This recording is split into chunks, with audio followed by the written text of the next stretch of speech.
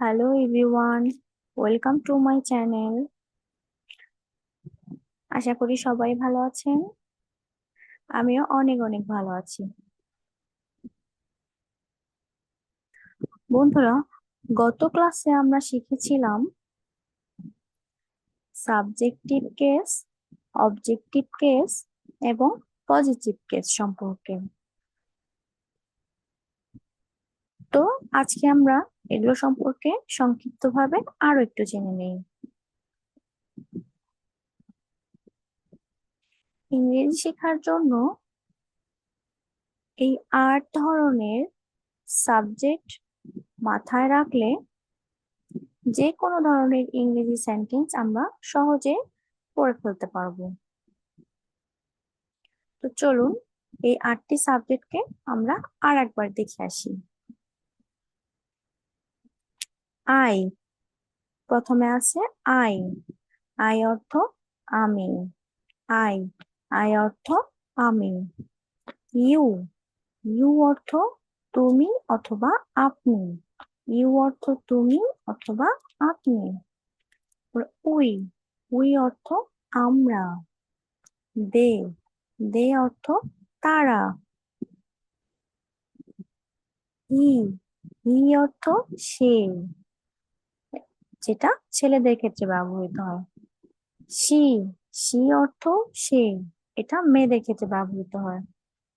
Name, name অর্থ নাম, এটা যে কোনো কিছুর নাম হতে পারে। ইট, ইট অর্থ ইহা।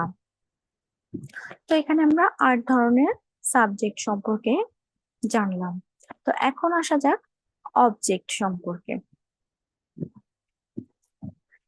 কে দ্বারা প্রশ্ন করলে অবজেক্ট পাওয়া যায়? কে দ্বারা প্রশ্ন করলে অবজেক্ট পাওয়া যায়? সহজ কথায়, অবজেক্ট খুঁজে পেতে হলে কে দিয়ে প্রশ্ন জুড়ে দিতে হবে। চলুন দেখে আসা যাক অবজেক্ট গুলো। আই এর অবজেক্ট মি, মি অর্থ আমাকে। ইউ, ইউ এর অবজেক্ট ইউ, ইউ অর্থ তোমাকে। উই, উই এর অবজেক্ট আস, আস অর্থ আমাদেরকে। দে, দে এর অবজেক্ট দেম, দেম অর্থ তাদেরকে। হি, হির অবজেক্ট সে, সরি, হি, হির অবজেক্ট হিম, হিম অর্থ তাকে। শি, শি এর অবজেক্ট হার, হার অর্থ তাকে।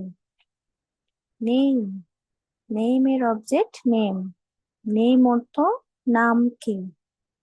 ইট, ইট এর অবজেক্ট ইট, ইট অর্থ ইহাকে। তো এখানে আমরা অবজেক্ট সম্পর্কে জানলাম। এবার আমরা জানতে পারবো পজেসিভ সম্পর্কে। পজেসিভ কেস সম্পর্কে জানার জন্য আমরা র অথবা এর, র অথবা এর, এই দুইটা দিয়ে আমরা খুঁজে বের করতে পারবো পজেসিভকে। কারণ এগুলোর শেষে র অথবা এর থাকবে। তো চলুন জেনে নেওয়া যাক পজেসিভ গুলো।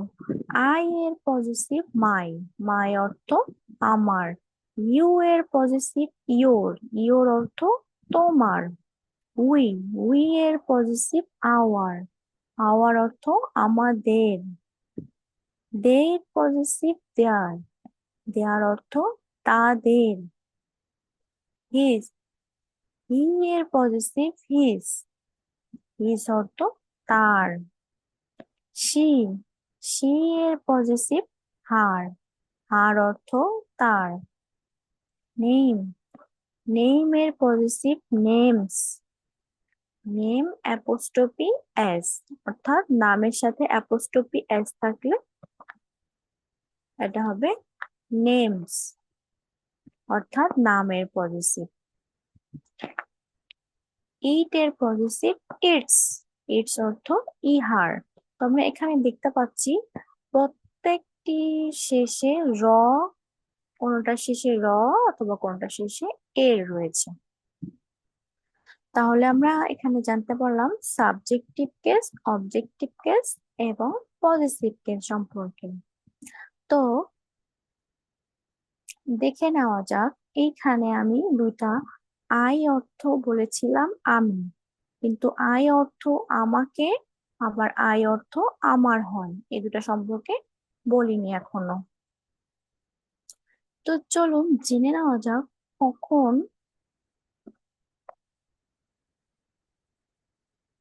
আই অর্থ আমাকে হবে আর কখন মি অর্থ আমাকে হবে। এখানে আমরা দেখতে পাচ্ছি আই অর্থ আমাকে, আবার অবজেক্ট মি অর্থ আমাকে। তাহলে কখন আমরা অবজেক্ট মি অর্থ আমাকে বসাবো এবং কখন আই এর পরিবর্তে আমাকে বসাবো, অর্থাৎ আই কে আমাকে অর্থে ব্যবহার করব, আই সাবজেক্টটাকে আমাকে অর্থে ব্যবহার করব। তাহলে এ বিষয়ে কিছু উদাহরণের মাধ্যমে ক্লিয়ার হওয়া যাক। ভার্বের সাথে তে প্লাস হবে, অর্থাৎ ভার্ব প্লাস তে প্লাস হবে। যদি কোনো ভার্বের সাথে, ভার্ব বা ক্রিয়ার সাথে তে প্লাস হবে থাকে, তাহলে আই অর্থ আমাকে হবে। যদি কোনো ভার্ব বা ক্রিয়ার সাথে তে প্লাস হবে থাকে, তখন আই অর্থ আমাকে হবে। তো এখানে দেখুন, আমি পরপর তিনটা ভার্ব বা ক্রিয়া লিখেছি। পড়তে, খেতে, যেতে। তো তিনটা বাক্য লিখেছি। আমাকে পড়তে হবে, আমাকে পড়তে হবে। তোমাকে অথবা আপনাকে পড়তে হবে, আমাদেরকে পড়তে হবে, আমাদেরকে পড়তে হবে। তো এখানে দেখুন, আমাকে পড়তে হবে, পড়ার সাথে তে, পড়তে প্লাস হবে, ভার্ব অর্থাৎ ভার্বের শেষে তে প্লাস হবে রয়েছে। তো এটাকে যদি আমরা ইংরেজিতে পড়ি তাহলে কি হবে? I have to read, I have to read. তো এখানে আই অর্থ আমাকে আমাকে হিসেবে ব্যবহৃত হয়েছে, অর্থাৎ আই এর অর্থ হবে আমাকে, আমাকে পড়তে হবে। তো আই হ্যাভ টু রিড। বিষয়টা ক্লিয়ার? কারণ আমরা তো এখানে লিখতে পারবো না মি হ্যাভ টু রিড, এটা তো আমরা লিখতে পারবো না, এটা রং। এজন্য এখানে আই শব্দটি অর্থাৎ আই সাবজেক্টটি আমাকে অর্থে ব্যবহৃত হয়েছে। একইভাবে পরের বাক্যে দেখা যাচ্ছে তোমাকে অথবা আপনাকে পড়তে হবে। তো এখানে আমরা ইংরেজিটা লিখেছি you have to read, you have to read মানে তোমাকে পড়তে হবে। তো এখানে ইউ সাবজেক্ট তোমাকে অর্থে ব্যবহৃত হয়েছে। তো এখানে ইউ সাবজেক্টটি অবজেক্টের মতো তোমাকে অর্থে ব্যবহৃত হয়েছে। তো এই জন্য আমরা বলতে পারি এখানে ইউ, একইভাবে ইউ সাবজেক্ট, কিন্তু এটা অবজেক্ট এর অর্থে ব্যবহৃত হয়েছে। এরপরে আমরা লিখেছি আমাদেরকে পড়তে হবে। তো এটাকে যদি আমরা বলি we have to read, we have to read. তো এখানে subject we, have to read. তো এখানেও একইভাবে আছে পড়তে হবে, ভার্বের সাথে তে প্লাস হবে। তো এখানেও সাবজেক্ট উই এর অর্থ অবজেক্টের মতো এসেছে। উই এর অবজেক্ট আস, তো আস অর্থ আমাদেরকে। তো এখানে উইটা আমাদেরকে অর্থে ব্যবহৃত হয়েছে। তো এটা থেকে আমরা ক্লিয়ার হলাম যে যদি কোনো ভার্ব এর শেষে তে প্লাস হবে থাকে, তাহলে সেই ভার্বের সাবজেক্টটি অবজেক্টের অর্থে ব্যবহৃত হবে, অর্থাৎ সেই ভার্ব এর অবজেক্ট গুলোর অর্থ সাবজেক্টের জায়গায় হবে। অর্থাৎ সাবজেক্ট গুলোর অর্থটা অবজেক্ট হয়ে যাবে এখানে।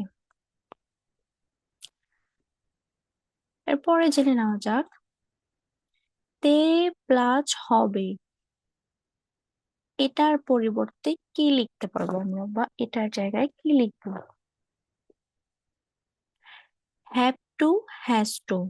তে প্লাস হবে থাকলে লিখবো আমরা হ্যাভ টু, হ্যাজ টু। তো এখন জেনে নেওয়া যাক কখন হ্যাভ টু হবে আর কখন হ্যাজ টু হবে। তো এখানে দেখা যাচ্ছে আই, ইউ, উই, দে, এই চারটা সাবজেক্টের পরে হ্যাভ টু হবে। আবার এদিকে হি, শি, নেম, যে কোনো নেম এখানে, ইট, এগুলোর পরে হ্যাজ টু হবে। তাহলে এগুলোর পরে হবে আই, ইউ, উই, দে, এই চারটার পরে বসবে হ্যাভ টু, এবং হি, শি, নেম, ইট, এই চারটার পরে হবে হ্যাজ টু। তো যদি আমরা এখান থেকে একটা স্ট্রাকচার বানিয়ে ফেলি, তাহলে স্ট্রাকচারটা হবে সাবজেক্ট প্লাস হ্যাভ অথবা হ্যাজ টু প্লাস ভার্ব বা ভি ওয়ান প্লাস অবজেক্ট। তো যদি আমরা কিছু উদাহরণের মাধ্যমে বিষয়টা ক্লিয়ার হই তাহলে আরো ভালো করে বুঝতে পারবো। তো নিচে দেখা যাক, এখানে আমি লিখেছি আমাকে খেতে হবে, আমাকে খেতে হবে, আমাকে খেতে হবে। তো খেতে, এখানে ভার্বের শেষে তে প্লাস হবে, তাহলে আমাকে খেতে হবে। এটাকে যদি আমরা ইংরেজিতে লিখি I have to read, I have to, sorry, I have to eat, এটাকে যদি আমরা ইংরেজিতে লিখি আই হ্যাভ টু ইট, আমাকে খেতে হবে, অর্থাৎ আই হ্যাভ টু ইট। তো এখানে ভার্ব বা ক্রিয়ার শেষে তে প্লাস হবে আছে, এজন্য আই অর্থ আমাকে বসেছে। একইভাবে সাবজেক্ট আই এর পরে হ্যাভ টু হবে, আমরা উপরের স্ট্রাকচারে দেখেছি যে আই এর পরে হ্যাভ টু হয়, তো এই জন্য এখানে আই হ্যাভ টু বসেছে। তো এখানে কিন্তু কোনো অবজেক্ট নেই। কোনো বাক্যে অবজেক্ট থাকতেও পারে আবার নাও থাকতে পারে। তো এদিকে আমরা দেখতে পাচ্ছি আমাকে ভাত খেতে হবে, আমাকে ভাত খেতে হবে। তো এখানে আমরা একটা অবজেক্ট জুড়ে দিয়েছি, ভাত। I have to eat rice, I have to eat rice. তো এখানে খেতে, এখানে ভার্বের শেষে তে প্লাস হবে, এজন্যই আমরা কি লিখেছি, আইটাকে আমাকে অর্থে ব্যবহার করেছি। এবং আমরা উপরের স্ট্রাকচারে দেখে এসেছি যে আই এর পরে হ্যাভ টু হয়, তো এই জন্য আমরা লিখেছি I have to eat rice. তাহলে এখানে আমরা অবজেক্ট রাইসটাকে বসিয়ে দিয়েছি। তো আমাদের আরেকটা জিনিস মাথায় রাখতে হবে, সেটা হলো অবজেক্ট হিসেবে সাধারণত আমরা কোনো নাউনকেই ব্যবহার করি, যে কোনো নাউনকেই আমরা অবজেক্ট হিসেবে ব্যবহার করি। তো এখানে রাইস, এটা হচ্ছে নাউন, কিন্তু এটা এখানে অবজেক্ট হিসেবে ব্যবহৃত হয়েছে। তো I have to eat rice, তাহলে সাবজেক্ট, হ্যাভ টু, তারপর হচ্ছে ভার্ব, অবজেক্ট। তাহলে আমাদের এক্সটেনশন, সরি, স্ট্রাকচার অনুযায়ী এখানে আমরা একটা সেন্টেন্স বানিয়ে ফেলেছি। এরপরে নিচের বাক্যে একইভাবে তোমাকে অথবা আপনাকে যেতে হবে, তোমাকে অথবা আপনাকে যেতে হবে। তাহলে যাওয়া, যাওয়া হচ্ছে ভার্ব বা ক্রিয়া, তাহলে যেতে, এখানে তে প্লাস হবে আছে, তাহলে অবশ্যই আমাদের এখানে কি হবে, ইউ সাবজেক্ট, ইউ অর্থ তুমি, কিন্তু এখানে ইউটা তোমাকে অর্থে ব্যবহৃত হয়েছে। এবং আমরা স্ট্রাকচারে দেখেছি ইউ এর পরে হ্যাভ টু বসে, ইউ এর পরে হ্যাভ টু, তো আমরা এই জন্য লিখেছি ইউ হ্যাভ টু গো। তো এখানেও আমাদের কোনো অবজেক্ট নাই। তো এদিকে আমরা আর একটা উদাহরণ লিখেছি, এখানে আমরা একটা অবজেক্ট জুড়ে দিয়েছি। তো তোমাকে ঢাকা যেতে হবে, তোমাকে ঢাকা যেতে হবে। তো ঢাকা এখানে একটা নাউন বা নাম। তো আমরা বলেছি যে নাউন গুলো সাধারণত অবজেক্ট হিসেবে বসে।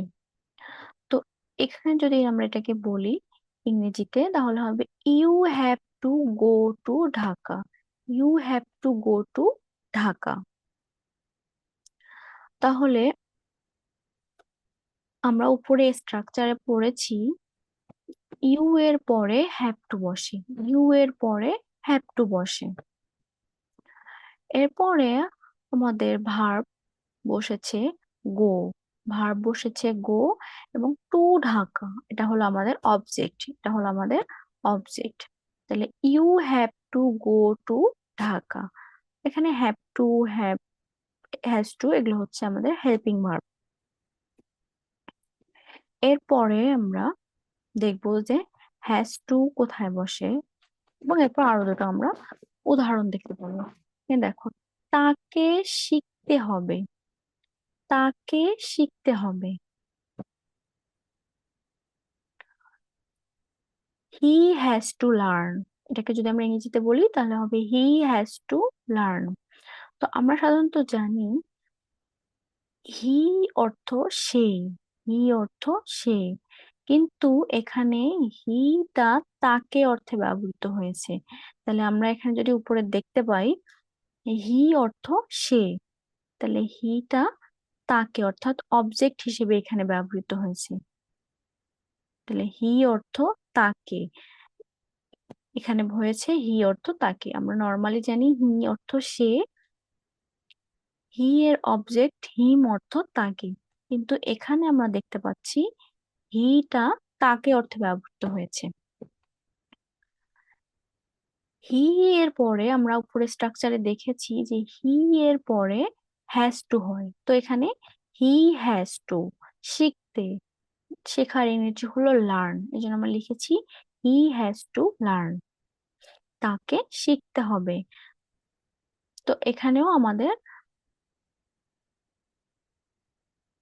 ভার্ব, ভার্বের শেষে ভার্ব শেখা এর সাথে তে প্লাস হবে আছে, তাহলে শিখতে হবে, শিখতে হবে।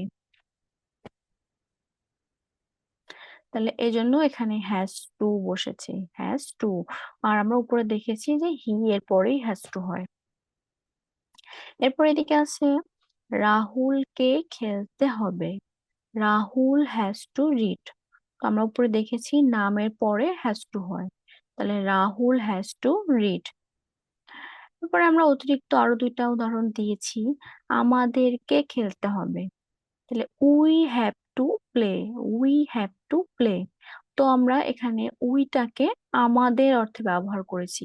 তাহলে আমরা সাধারণত জানি উই অর্থ আমরা, উই এর অবজেক্ট আস অর্থ আমাদেরকে, তাহলে এখানে উইটা অবজেক্টের অর্থে ব্যবহৃত হয়েছে। তাহলে আমরা উপরে দেখেছি উই এর পরে হ্যাভ টু হবে, হেল্পিং ভার্ব হ্যাভ টু হবে, তাই জন্য আমরা লিখেছি উই হ্যাভ টু প্লে। তাদেরকে পড়তে হবে, দে হ্যাভ টু রিড। তাহলে দে অর্থ সাধারণত দে সাবজেক্ট, এর অর্থ হচ্ছে তারা, দে অর্থ তারা, কিন্তু এখানে দে সাবজেক্টটাকে অবজেক্ট অর্থে ব্যবহার করা হয়েছে, তাহলে দে অর্থ এখানে হয়েছে তাদেরকে। তাহলে আমরা জানি যে কি দে এর পরে হ্যাভ টু হবে, দে হ্যাভ টু রিড। এরপরে আমরা দেখব কখন মি অর্থ আমার এবং কখন মাই অর্থ আমার হয়, আবার কখন ইউ অর্থ তোমার হয়। পজিশন বসানো যায় তাহলে সেটার অর্থ পজিটিভের মতো হয়ে যায়। অর্থাৎ আবার বলতেছি, যদি কোনো অবজেক্টের পূর্বে প্রিপজিশন বসানো হয় তাহলে সেটার অর্থ পজিটিভের মতো হয়ে যায়। যেমন এখানে বলতেছি ফর মি, ফর মি অর্থাৎ আমার জন্য, এদিকে আবার লিখেছি আমার জন্য। তো এখানে ফর মাই, ফর মাই, তো ফর মাইটা তো হবে না, এখানে ফর মি, মি মানে আমার, মি মানে আমার হয়েছে এখানে। ফর মি মানে কি, আমার জন্য। আমরা সাধারণত জানি মাই মানে আমার, আর মি মানে আমাকে, মি মানে আমাকে, আর মাই অর্থ হচ্ছে আমার, আর মি অর্থ আমাকে। কিন্তু মি এর সামনে এখানে আমরা একটা প্রিপোজিশন ফর বসিয়েছি। তো প্রিপোজিশন ফর বসানোর ফলে এই মি এর অর্থটা আমাকে থেকে আমার হয়ে গেছে। তাহলে ফর মি, আমার জন্য। একইভাবে আমরা লিখতে পারবো ফর ইউ, তোমার জন্য। ইউ মানে কিন্তু তুমি, তো এখানে অর্থটা হয়ে যাবে কি তোমার। ইউ মানে তুমি এবং ইওর মানে তোমার। কিন্তু যদি ইউ এর সামনে আমরা একটি প্রিপোজিশন বসাই ফর, তাহলে ফর ইউ মানে হয়ে যাবে তোমার জন্য। তাহলে আজকের ভিডিওটা এ পর্যন্তই থাকলো। যদি আমার ভিডিওটা তোমাদেরকে কোনো ভালো লাগে থাকে, তাহলে প্লিজ আমার চ্যানেলটাকে লাইক করবে, কমেন্ট করবে, শেয়ার করে দিবে এবং সাবস্ক্রাইব করে রাখবে। ধন্যবাদ।